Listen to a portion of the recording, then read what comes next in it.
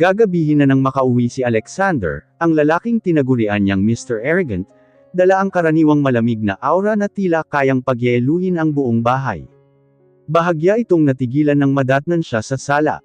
Walang nakahandang hapunan sa lamesa, walang salubong ng ngiti, at walang asawang nag-aabang upang kunin ang kanyang Amerikana. Sa halip, isang kulay puting sobra at isang maliit na lalagyan ang nakapatong sa gitna ng center table. Ano to? Malamig at iritableng tanong ni Alexander habang niluluwagan ang kanyang necktie. Aalis ka ba? Huwag mong sabihing mag-iinarte ka na naman dahil gabi na ako nakauwi. Tumingin siya sa mga mata ng asawa. Dati, ang boses nitong puno ng panghahamak ay sapat na para durugan ang puso niya. Pero ngayon, parang blanko na ang lahat. Winala na niya ang huling natitirang pag-asa. Iyan ang kasunduan sa diborsyo, at ang pagpapawalang bisa sa kasal natin, mahinahon niyang sagot. Walang luha, walang galit. Pumirma ka na Alexander. Ipinapangako ko, hindi na ako magiging palaman sa buhay mo. Kunot noong lumapit si Alexander at kinuha ang papel. Nababaliw ka na ba? Ginagawa mo ba ito para makuha ang atensyon ko? Dahil kung oo, napakababaw mo. Hindi, putol niya sa sasabihin ito. Napapagod na ako. Binibigay ko na sa iyo ang kalayaang matagal mo nang gustong makuha mula sa akin. Natahimik si Alexander. Nas anay itong nakikitang umiiyak siya, nagmamakaawa, at nagsisikap na makuha ang pagmamahal nito. Ang makitang ganoon siya katahimik, ay magkahalong inis at hindi maipaliwanag na kaba ang idinulot sa dibdib ng lalaki. Isang mabilis na galaw ang ginawa nito para punitin ang papel sa harap niya. Hindi ka aalis. Hindi pa ako nakikipaghiwalay, kaya mananatili ka rito bilang asawa ko. Dahil lang ba sa ego mo Alexander? Mapait siyang napangiti. O dahil natatakot kang wala nang magpakatanga sa'yo? Akmang hahawakan siya nito sa braso nang magsalita siyang muli, dahilan para matigilan ang lalaki. May buhay na sa loob ko, pabulong niyang sabi habang dahan-daang hinahawakan ang kanyang tiyan. At ang batang ito, ay sa akin lang. Para bang binuhusan ng malamig na tubig si Alexander.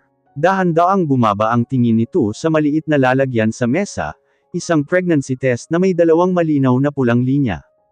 Nagdadalantaw ka? Pautal na tanong ng lalaki. Automatikong lamambat ang matitigas nitong mata, pinalitan ng halong gulat at pagkalito. Anak ko. Oo, anak mo, tipid niyang sagot habang kumukuha ng malita sa tabi ng hagdan.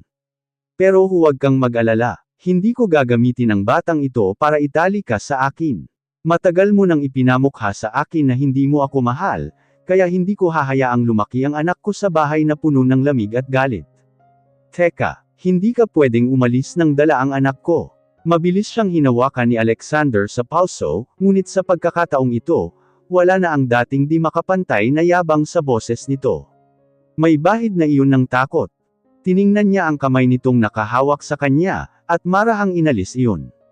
Dati, pangarap ko na maging totoong pamilya tayo kapag nagkaanak tayo, huminga siya ng malalim habang pilit na pinipigilan ang nanginginig na boses. Pero huli na ang lahat Alexander. Nagising na ako sa katotohanan. Binigay ko na ang lahat sa iyo, at wala nang natira sa akin. Lumakad siya patungo sa pinto. Sa kauna-unahang pagkakataon sa kanilang pagsasama, napatigil at napatutulala si Mr. Arrogant.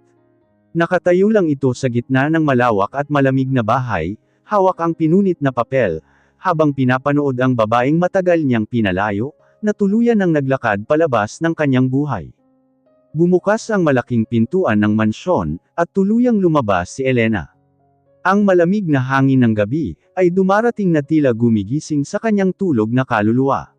Sa bawat hakbang niya palayo sa bakuran, nararamdaman niya ang unti-unting paggaan ng dibdib na ilang taon ding pinabigat ng paghihintay at pagmamakaawa. Sa loob ng bahay, nanatiling nakatayo si Alexander sa gitna ng sala. Nakatitig siya sa nakasara na pinto, habang hawak ang mga pinunit na papel ng divorce settlement. Ang dalawang pulang linya sa pregnancy test na nasa ibabaw ng mesa, ay tila nagliliyab sa kanyang paningin. Elena! Sigaw niya habang mabilis na tumakbo palabas ng bahay. Ngunit nang makarating siya sa gate, mabilis na nakalayo ang isang puting sasakyan na pinara ni Elena. Sinubukan niyang habulin ito, ngunit huli na ang lahat. Sa unang pagkakataon sa kanyang buhay, naramdaman ni Alexander ang isang uri ng takot na hindi niya pa kailanman naranasan, ang takot na nawalan siya ng isang bagay na pinalagpas lang niya, dahil akala niya'y mananatili ito sa kanya kailanman. Nakatira ngayon si Elena sa isang maliit, ngunit malinis na apartment sa kalapit na lungsod, isang lugar na lihim niyang inupahan ilang linggo bago siya nagpasyang umalis. Dito, walang mag-agarang muebles, walang mga katulong na tumitingin sa kanya ng may awa, at walang Alexander na nagpapadama sa kanyang wala siyang halaga.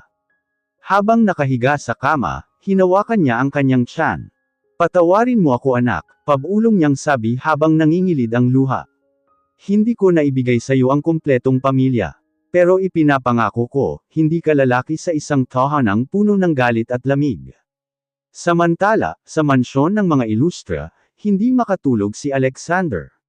Umupo siya sa gilid ng kama, ang kamang dati pinaghahatian nila, ngunit madalas niyang iwanan pagkatapos siyang angkinan. Amoy pa rin doon ang mabangong samyu ng sampagita na paborito ni Elena.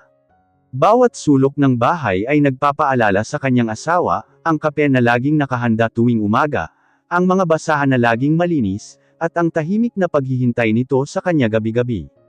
Napahawak siya sa kanyang ulo. "Bakit kailangang umalis ka pa kung kailan may anak na tayo?" Tanong niya sa sarili, ngunit alam ng kanyang konsensya ang sagot.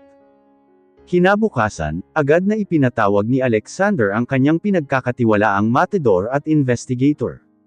"Hanapin ninyo si Elena. Bawat ospital, bawat apartment, bawat probinsya, hanapin niyo siya." Galit na utos ni Alexander sa kanyang mga tauhan. "Gawin ninyo ang lahat.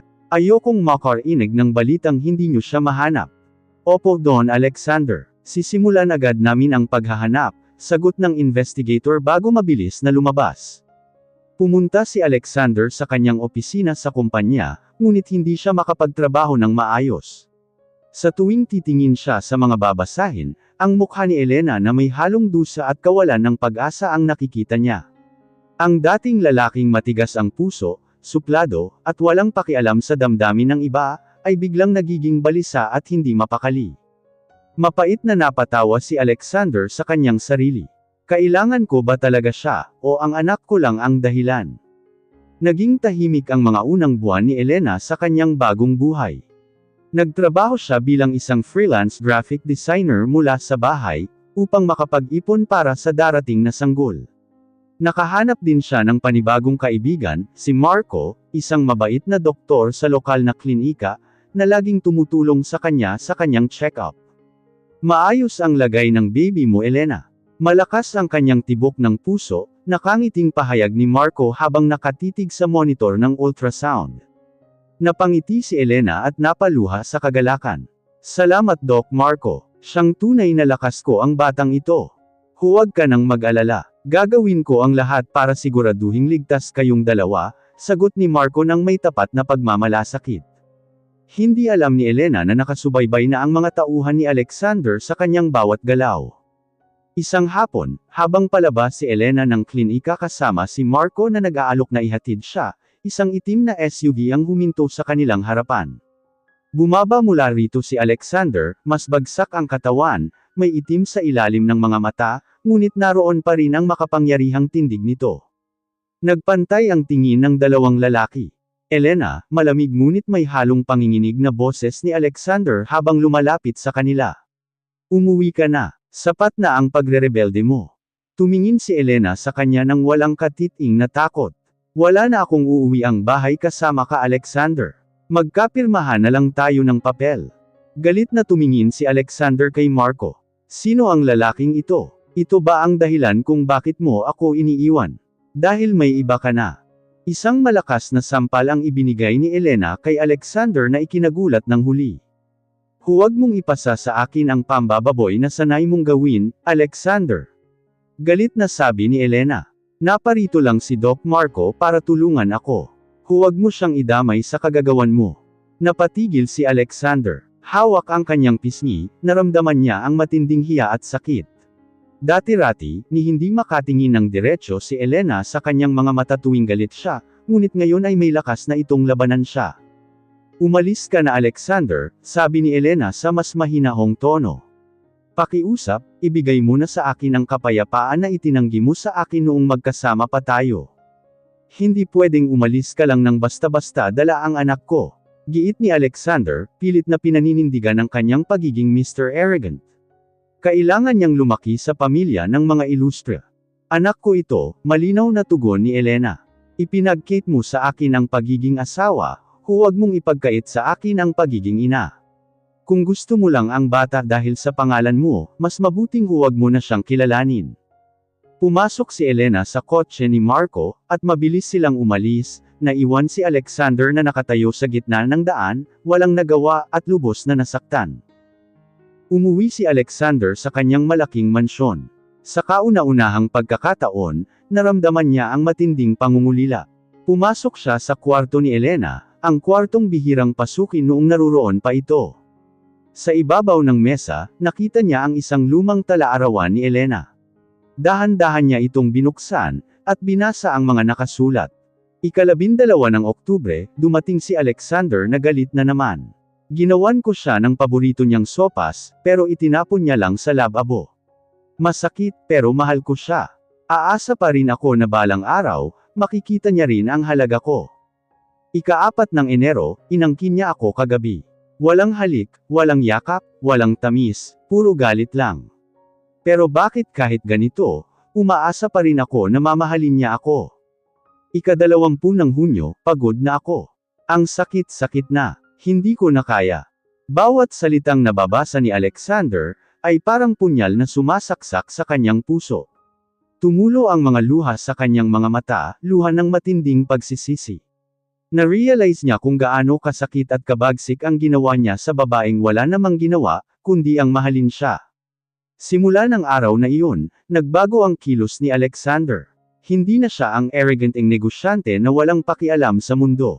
Binawasan niya ang kanyang oras sa trabaho, at mas pinagtuunan ng pansin ang pagsubaybay kay Elena, hindi upang pilitin itong bumalik sa kanya sa pamamagitan ng karahasan, kundi upang protektahan ito mula sa malayo. Lihim siyang nagpapadala ng mga sustansya, prutas, at mga kailangan ng isang nagdadalantaw sa apartment ni Elena, sa tulong ng isang anonymous delivery service. Naglagay din siya ng mga lihim na tagabantay sa paligid ng apartment nito, upang siguraduhing walang mangyayaring masama sa kanya, at sa kanilang anak. Gawin ninyo ang lahat para maging ligtas siya, bilin ni Alexander sa kanyang mga tauhan. At huwag ninyong hahayaang malaman niyang galing sa akin ang mga iyon. Nang umabot sa 5 buwan ng pagdadalantaw ni Elena, nagkaroon ng matinding bagyo sa probinsya, kung saan nakatira ang kanyang apartment. Nawalan ng kuryente at bumaha sa mababang bahagi ng kalsada. Nang malaman ito ni Alexander na nasa lungsod, hindi siya nag-atubili. Sumakay siya sa kanyang kotse, at mabilis na nagmaneho papunta sa kinaroroonan ni Elena, kahit palubhang mapanganib ang daan dahil sa lakas ng hangin at ulan.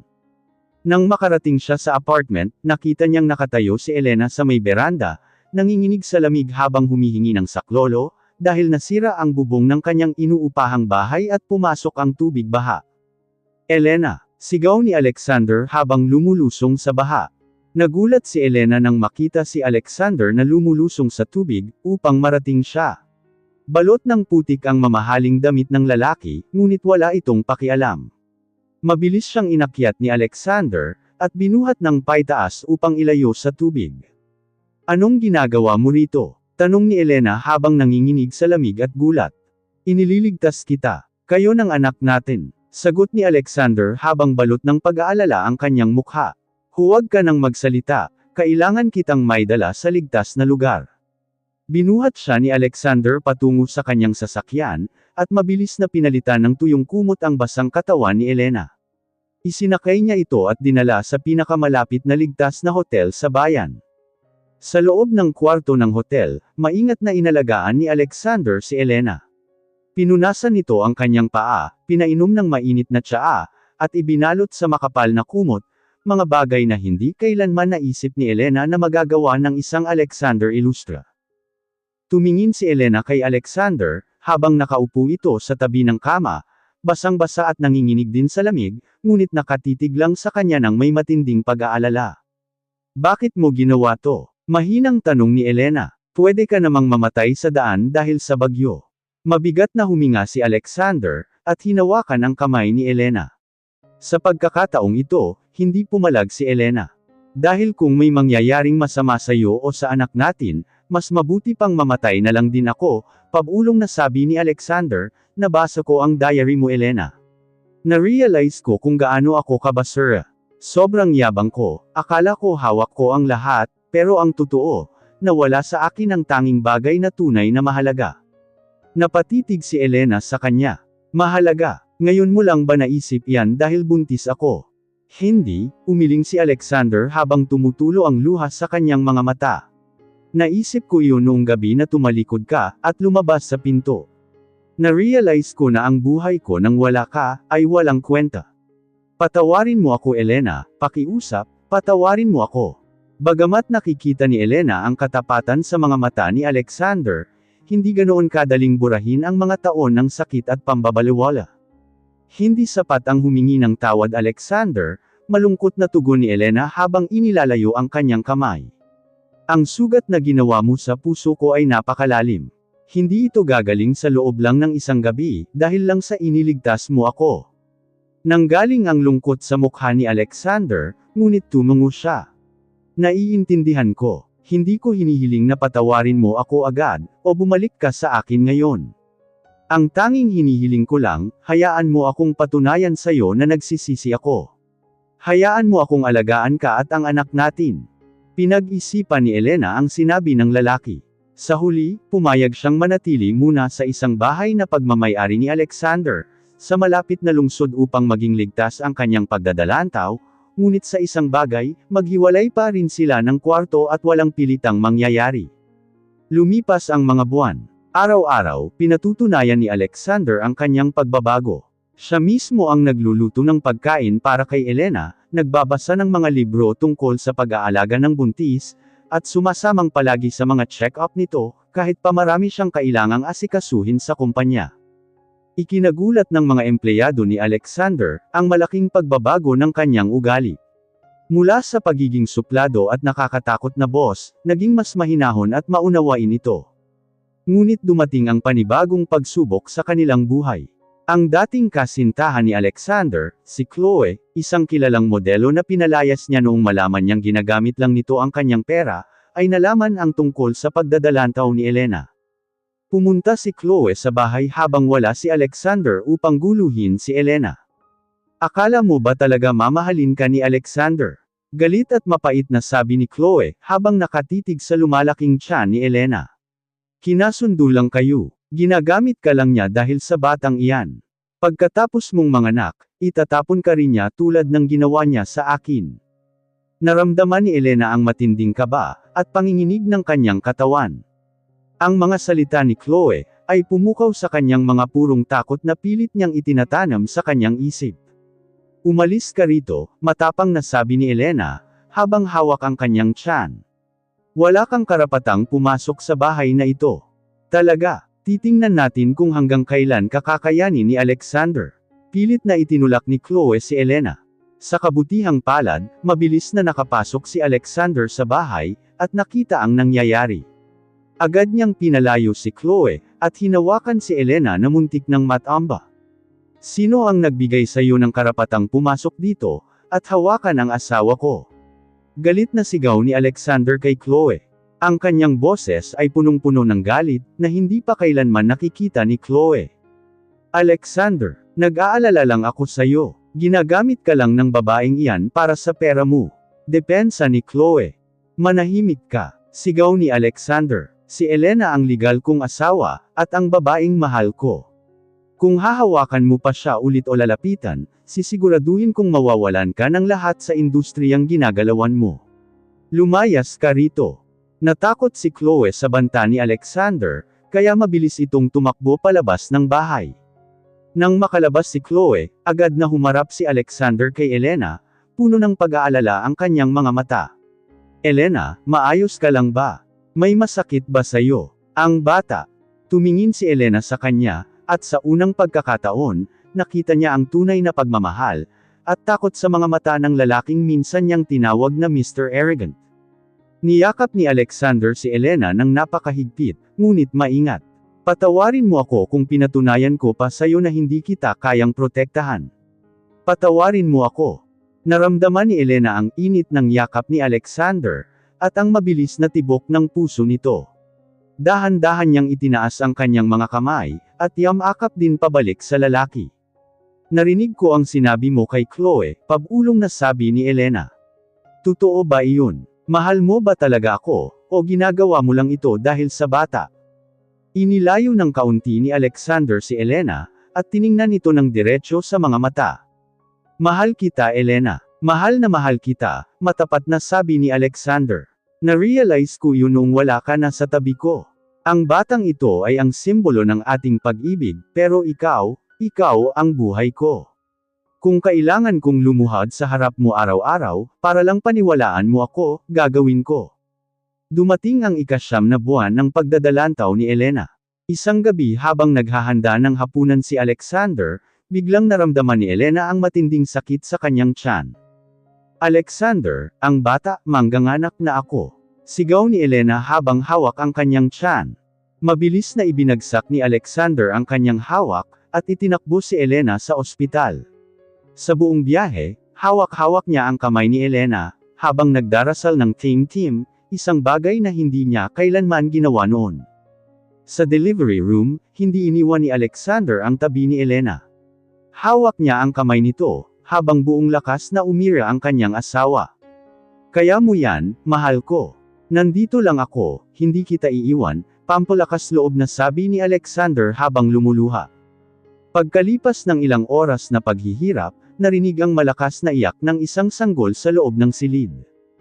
Isang malusog na batang lalaki.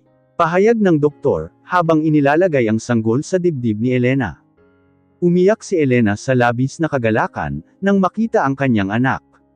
Lumapit si Alexander at hinalikan ang noo ni Elena, bago dahan-dahang hinawakan ang maliliit na daliri ng kanilang sanggol.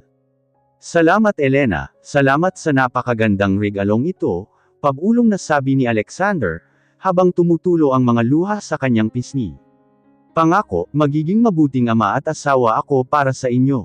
Tumingin si Elena sa kanyang asawa, at nakita ang isang ganap na nagbagong lalaki, wala na ang karagatan ng kay-abangan, pinalitan na ito ng pagmamahal at pagpapakumbaba.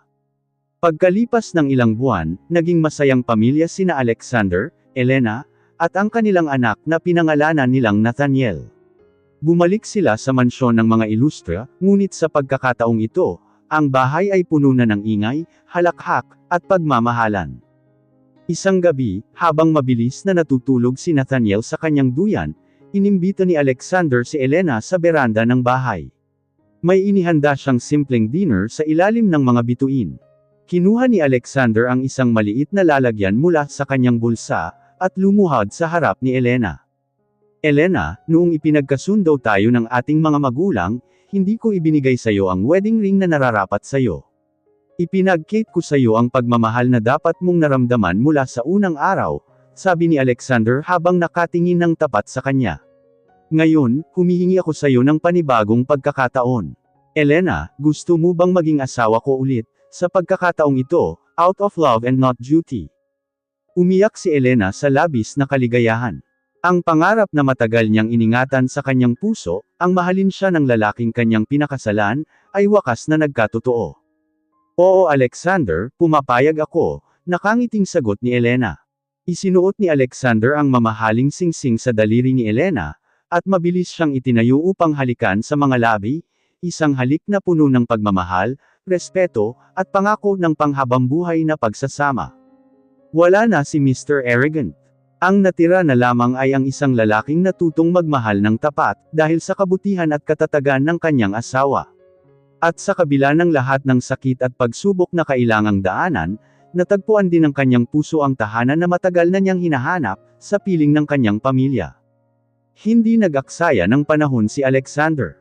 Gusto niyang iparamdam kay Elena ang kasal na nararapat para sa kanya, isang kasal na hindi idinikta ng negosyo o ng kani-kanilang mga magulang, kundi ng purong pag-ibig.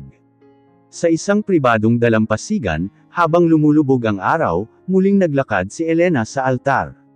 Suot niya ang isang simpleng puting gown na accent ang kanyang ganda, habang hawak-hawak ni Alexander ang kanilang 1 taong gulang na si Nathaniel. Noong unang beses tayong ikinasal, nakatayo ako sa harap ng altar na puno ng galit at puot, pahayag ni Alexander sa kanyang vows, habang nanginginig ang boses sa emosyon. Ngayon, nakatayo ako rito bilang pinakamaswerteng lalaki sa mundo. Ipinangako ko sa iyo, Elena, na bawat araw ng buhay ko, ay gagamitin ko para iparamdam sa iyo kung gaano kita kahalaga. Puno ng luha ang mga mata ni Elena, nang isuot nila ang bagong singsing sa isa't isa. Ang dating malamig na kasunduan, ay pinalitan na ng totoong pagmamahalan. Matapos ang kasal, hindi pinigilan ni Alexander si Elena na tuparin ang sarili nitong mga pangarap. Alam niyang napakaraming isinakripisyo ng asawa noong mga nakaraang taon. Sa tulong at suporta ni Alexander, nagbukas si Elena ng sarili niyang design agency, ang Esperanza Designs, na isinunod sa salitang pag-asa. Ayokong maging kulungan mo ulit ang bahay natin, Elena, nakangiting sabi ni Alexander, habang binibisita ito sa bago nitong opisina. Gusto kong makita kang lumilipad, at ginagawa ang mga bagay na nakapagpapasaya sa iyo. Hindi maipagkakaila ang pagmamalaki sa mga mata ni Alexander, sa tuwing nakikitang matagumpay ang kanyang asawa. Si Mr. Arrogant na dating ayaw na gumagawa ng sariling pangalan si Elena, ay siya na ngayong numero 1 tagahanga nito. Naging maayos ang lahat, hanggang sa dumating ang hindi inaasahang bisita sa kanilang buhay, si Manuel, ang nakababatang kapatid ni Alexander na 5 taong nanirahan sa ibang bansa. Si Manuel ay kilala sa pagiging maalalahanin at mabait, ang kompletong kabaligtaran ng dating Alexander. Noong bago pa lang ikinasal sina Elena at Alexander, si Manuel ang tanging taong nagpapakita ng simpatsya at awa kay Elena. "Kumusta ka na, Elena?" Nakangiting tanong ni Manuel nang magkita sila sa mansyon. "Balita ko'y malaki na ang ipinagbago ng kuya ko." Maayos ako, Manuel." "Nagbago na talaga si Alexander," sagot ni Elena. Ngunit sa kabila ng magandang pakikitungo, may nakatagong inggit sa puso ni Manuel. Matagal na niyang lihim na hinahangaan si Elena, at masakit para sa kanya na makitang nakuha na ni Alexander ang pusong dating ipinag-Kate dito. Nagsimulang gumawa ng paraan si Manuel, upang sadyang sirain ang tiwala sa pagitan ng mag-asawa. Madalas siyang magpakita sa opisina ni Elena, at magdala ng mga bulaklak sa pagdadahilang pambawi sa mga pagkukulang ng kanyang kuya noong araw. Isang gabi, habang wala si Alexander sa isang business trip, nagpadala si Manuel ng mga mali-maling mensahe sa telepono ni Alexander, gamit ang panibagong numero, na nagpapahiwatig na nagkikita sila ni Elena ng lihim. Nang makauwi si Alexander, nakita niya si Manuel sa bahay, habang tumutulong sa pagpapatulog kay Nathaniel. Naramdaman ng lalaki ang dating pamilyar na pait sa kanyang dibdib, ang selos at takot na baka mawala ulit sa kanya si Elena. Pumasok si Alexander sa kwarto, at tiningnan si Elena. Sa halip na magalit o magwala tulad ng kanyang dating gawi bilang Mr. Arrogant, naupo siya sa tabi ng asawa, at pinalabas ang kanyang nararamdaman ng may kahinahunan. "Elena, nag-aalala ako," honest na pag-amin ni Alexander. "Nakikita ko kung gaano kabait si Manuel sa'yo.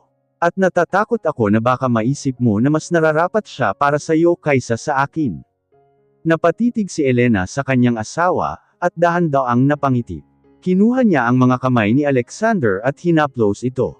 "Alexander, naniwala ako sa pagbabago mo, dahil nakita ko ang katapatan mo," malambing na sabi ni Elena. "Kahit kailan ay hindi ko tiningnan si Manuel bilang higit pa sa isang kapatid. Ikaw ang pinakasalan ko, ikaw ang ama ng anak ko, at ikaw lang ang lalaking mahal ko." Ang mga salitang iyon ay sapat na, upang burahin ang lahat ng duda sa puso ni Alexander. Ipinatawag ni Alexander ang kanyang investigator, upang alamin kung sino ang nagpapadala ng mga kaduda-dadang mensahe sa kanyang telepono. Hindi nagtagal, natuklasan niyang ang mismong kapatid niyang si Manuel ang nasa likod ng lahat. Kinagabihan, kinausap ni Alexander si Manuel sa kanyang study room.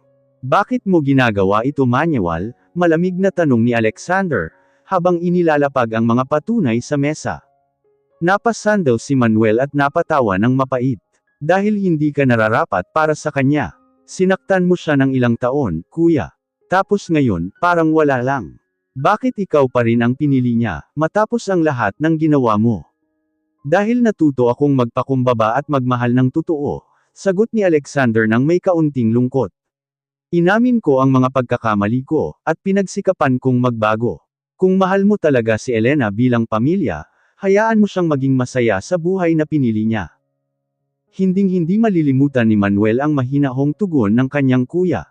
Inasahan niyang sasaktan siya nito, o papalayasin tulad ng dating ginagawa ni Alexander sa sinumang humahadlang sa kanya, ngunit ang nakita niya ay isang matured at responsableng lalaki. Na-realize ni Manuel ang kanyang malaking pagkakamali. Naunawaan niyang ang pagmamahal ni Elena kay Alexander, ay hindi basta-basta magigiba ng kahit anong paninira. Pumunta si Manuel kay Elena, upang humingi ng tawad sa kanyang ginawang kaguluhan. Patawarin mo ako Elena, at patawarin mo rin ako kuya, pabulong na sabi ni Gabriel, bago nagpas siyang bumalik na lamang sa ibang bansa, upang simulan ang sarili niyang buhay. Pangako, hindi ko na uulitin ito. Pagkalipas ng 6 na buwan mula nang umalis si Manuel, muling nagkaroon ng malaking okasyon sa mansyon ng mga ilustra. Ipinagdiriwang ang ikalawang kaarawan ng kanyang anak na si Nathaniel. Habang masayang naglalaro ang mga bata sa bakuran, napansin ni Alexander na tila namumutla si Elena, at napapahawak sa kanyang ulo, habang nakatayo sa tabi ng hapagkainan. Mabilis na lumapit si Alexander, at inalalayan ang asawa. Elena, maayos ka lang ba? Nahihilo ka ba? Napangiti si Elena habang nakatitig sa nag-aalalang mukha ni Alexander. Kinuha niya ang kamay ng lalaki, at inilagay ito sa kanyang tiyan. Alexander, tila kailangan natin ng mas malaking kwarto para sa susunod na taon, mahinang bulong ni Elena. Napatigil si Alexander. Tumingin siya sa tiyan ni Elena, at muling tumingin sa mga mata nito. Buntis ka? Pautal at di makapaniwalang tanong ni Alexander, bago unti-unting lumabas ang napakalaking ngiti sa kanyang mukha. Magkakaroon na naman tayo ng baby. Oo Alexander, 2 buwan na, tumatawang sagot ni Elena, habang pinupunasan ang luha ng kagalakan, sa mga mata ng kanyang asawa. Binuhat ni Alexander si Elena at inikat ito sa galak, dahilan para magpalakpakan at maghiyawan ang kani-kanilang mga bisita, at pamilya na nakasaksi sa magandang balita. Sa pagkakataong ito, walang takot, walang lungkot, at walang pag-aalinlangan, puro-purong kaligayahan lamang ang nararamdaman ng mag-asawa. Makalipas ang ilang taon, nakatayo si Alexander sa beranda ng kanyang bahay, habang pinagmamasdan ang kanyang pamilya. Nakikipaghabulan si Nathaniel sa kanyang nakababatang kapatid na babae na si Sofia, habang nakaupo si Elena sa damuhan, habang nakangiting pinapanood ang dalawa. Lumapit si Alexander mula sa likod, at niyakap si Elena sa baywang, isinandal ang kanyang baba sa balikat ng asawa. Anong iniisip mo Mr. Arrogant? Biro ni Elena habang hinahawakan ang kamay ng lalaki. Mapait na napatawa si Alexander, at hinalikan ang pisngi ni Elena. Iniisip ko lang kung gaano ako kaswerte. Kung hindi ka sumuko sa akin noong mga panahong wala akong kwentang asawa, wala ako sa lugar na ito ngayon. Humarap si Elena sa kanya, at pinagdugtong ang kani-kanilang mga noo. Hindi ako sumuko sa pagmamahal Alexander. Nagpahinga lang ako para matuto tayong dalawa. At ngayon, nakuha ko na ang pangarap ko, ang puso mo. Sa ilalim ng maliwanag na kalangitan, nahanap ng dating arogante at malamig na lalaki ang kanyang tunay na pagkatao, sa piling ng babaeng nagturo sa kanyang magmahal ng walang kapalit. At ang pamilyang minsang nawala ng pag-asa ay mananatiling buo, masaya, at puno ng pag-ibig magpakailanman.